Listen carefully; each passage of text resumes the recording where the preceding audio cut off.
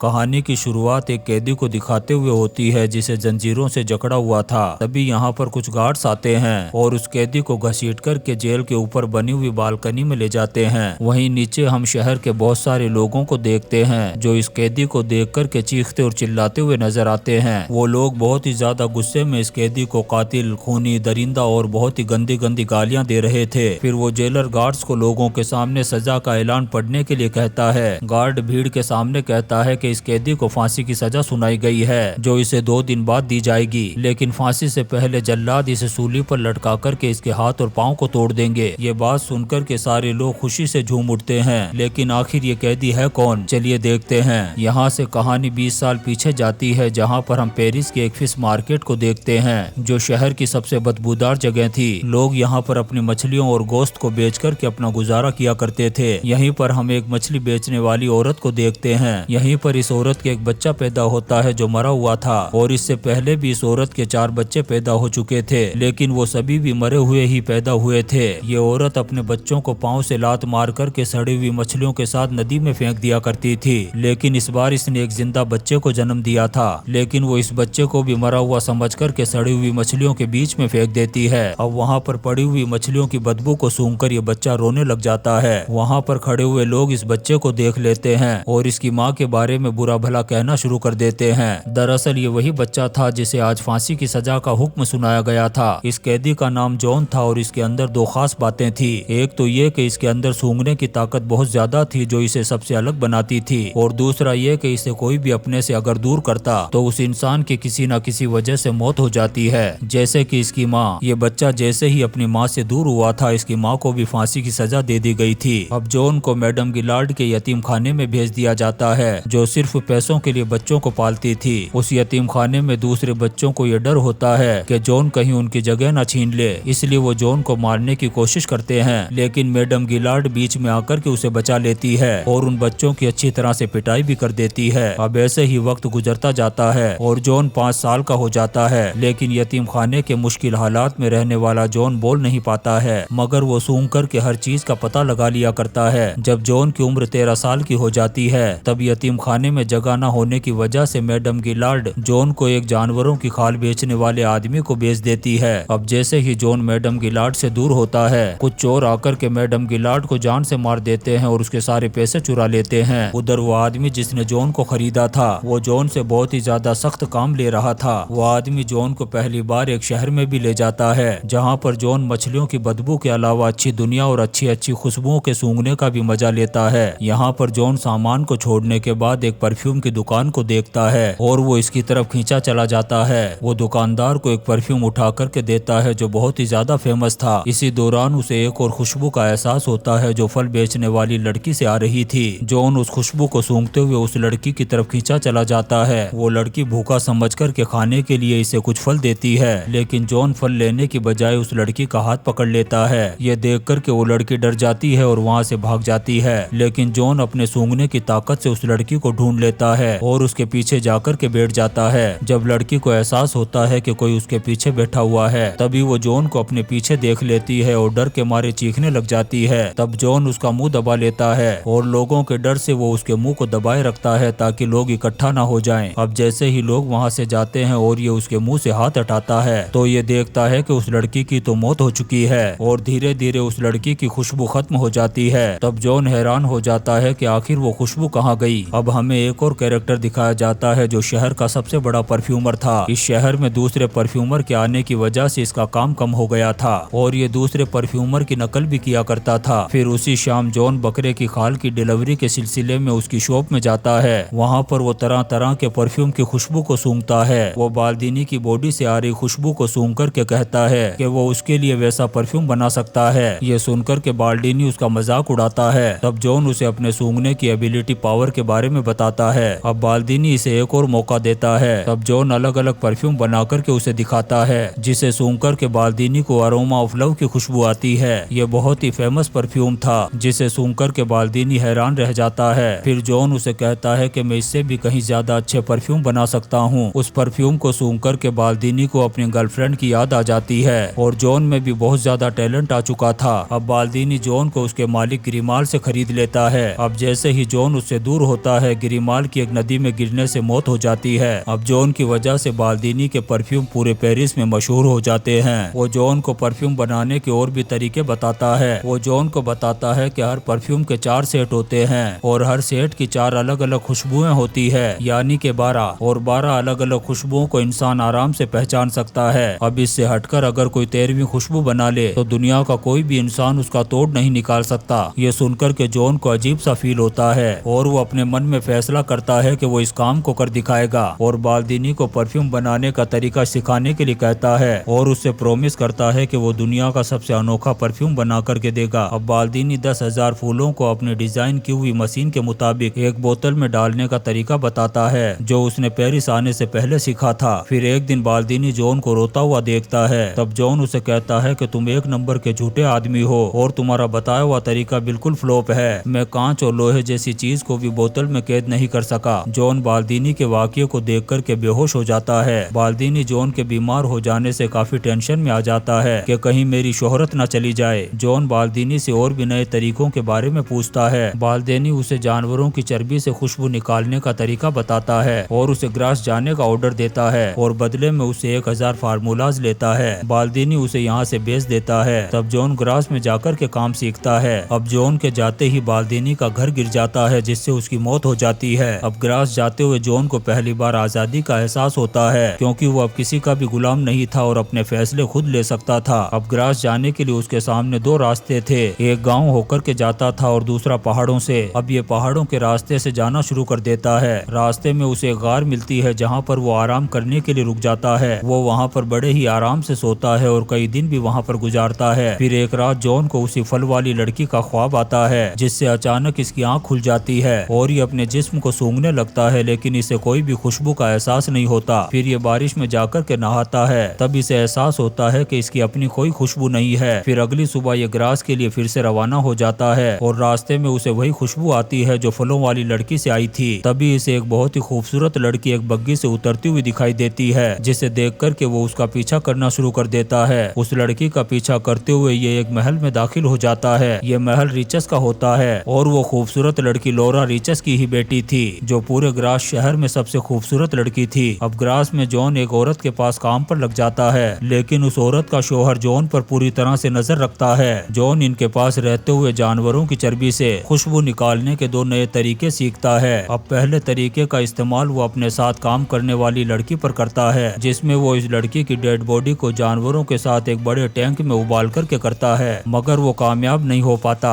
दूसरे तरीके में वो एक तवायफ को पकड़ता है जिसमें वो जानवरों की चर्बी का इस्तेमाल एक कपड़े पर लेप लगा करके करता है। जॉन उस तवायफ को मार करके उसके बाल काट देता है और उसकी बॉडी को लेप लगा करके एक कपड़े में लपेट देता है। फिर उस कपड़े से चर्बी निकालकर बाल्दीनी के सिखाए हुए तरीके से खुशबू निकालने में कामयाब हो जाता है जिसे वो उस तवायफ के पालतू कुत्ते पर लगा करके चेक करता है। अब वो बाल्दीनी की बताई हुई 13 बोतल का सेट तैयार करता है, यानी कि हर बोतल के लिए एक मर्डर। उधर लोरा की बर्थडे पार्टी में सब लड़कियां छुपन छुपाई का खेल खेलती हैं। तभी जॉन भी छुप कर के वहाँ आ जाता है और अचानक से लोरा पर हमला कर देता है लेकिन लोरा किसी तरह से बच जाती है। लेकिन पार्टी से 2 जुड़वा बहनें गायब हो जाती है। तभी हम देखते हैं कि जॉन ने उन दोनों जुड़वा बहनों को मार करके अपने सेट की पहली 2 बोतलों को तैयार कर लेता है और फिर उन दोनों बहनों की लाशें एक नदी में तैरती हुई नजर आती है। इसके बाद पूरे शहर में लड़कियों की मौत का सिलसिला शुरू हो जाता है और लोग अपनी बेटियों की मौत के डर से घरों के बाहर ताले लगाना शुरू कर देते हैं। लेकिन जॉन लड़कियों को मार मार कर अपनी 12 बोतल का सेट तैयार कर लेता है और उन सबको एक बड़ी बोतल में मिला देता है। अब इसे परफेक्ट परफ्यूम बनाने के लिए एक और बोतल चाहिए थी, यानी कि लोरा का कत्ल। ये देख कर के रिचर्ड कहता है कि जितनी लड़कियों की मौत हुई है वो सब कंवारी थी और उनकी बॉडी पर कोई जोर जबरदस्ती का निशान भी नहीं था, मतलब कातिल ने अपने किसी खास मकसद के लिए उन्हें मारा था। अब सभी लोग चर्च में जाकर के मदद की गुहार करते हैं। तब चर्च का फादर इन सभी की मदद करने के लिए हाँ भी कहता है। तभी यहाँ पर एक आदमी उस कातिल के पकड़े जाने की खबर सुनाता है। ये सुनकर के सभी लोग बहुत ज्यादा खुश हो जाते हैं लेकिन रिचर्ड को इस खबर पर बिल्कुल भी यकीन नहीं होता और वो अपनी बेटी लोरा को लेकर के बहुत ज्यादा टेंशन में होता है। फिर वो ग्रास छोड़ने का फैसला करता है और अगले ही दिन अपनी बेटी लोरा को लेकर के यहाँ से चला जाता है। जॉन शहर से जाती हुई लोरा की खुशबू को महसूस कर लेता है और उनका पीछा करना शुरू कर देता है। फिर वो अपने सूंघने की ताकत से उन्हें ढूंढ लेता है। दूसरी तरफ हम तवायफ के कुत्ते को देखते हैं जो अपनी मालकिन के कपड़ों और बालों वालों को जॉन के रूम से निकाल लेता है, जिसे द्रोट नाम का आदमी देख लेता है। असल में द्रोट पहले जॉन के साथ ही काम किया करता था और पुलिस की इन्वेस्टिगेशन की मदद से बाकी लड़कियों के कपड़े और बाल भी मिल जाते हैं। उधर रिचर्ड अपनी बेटी लोरा को लेकर के एक होटल में चला जाता है और उसके रूम की चाबी अपने पास अपने ही रूम में रखता है। तभी रात को जॉन आकर के उस चाबी को चुरा लेता है और लोरा के रूम में चला जाता है। फिर अगली सुबह जब रिचर्ड अपनी बेटी के रूम में जाता है तब वो लोरा की लाश को देख कर के बहुत ज्यादा रोना शुरू कर देता है। उधर जॉन परफ्यूम की 13वीं बोतल बनाने में कामयाब हो जाता है और इसे अपनी फाइनल बोतल में मिला देता है।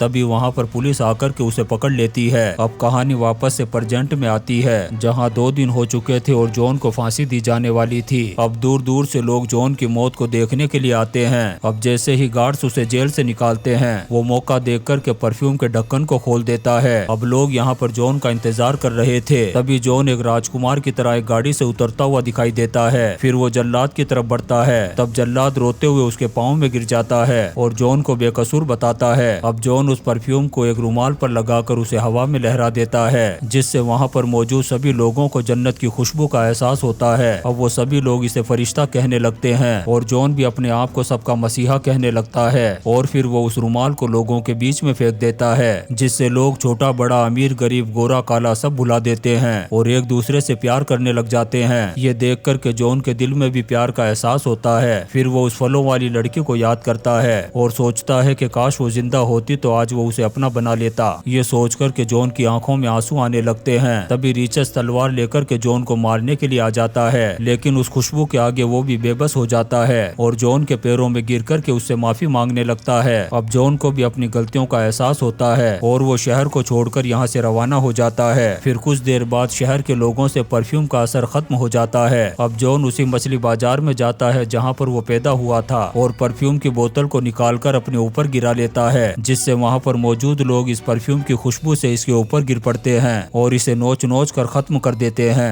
और इस तरीके से जॉन का खात्मा हो जाता है और यहीं पर यह शानदार मूवी परफ्यूम खत्म हो जाती है। दोस्तों, हम आपके लिए ऐसी ही इंटरेस्टिंग मूवीज एक्सप्लेन करते रहेंगे, तो आप चैनल को सब्सक्राइब जरूर करें और लाइक और कमेंट्स भी करें। Thank you.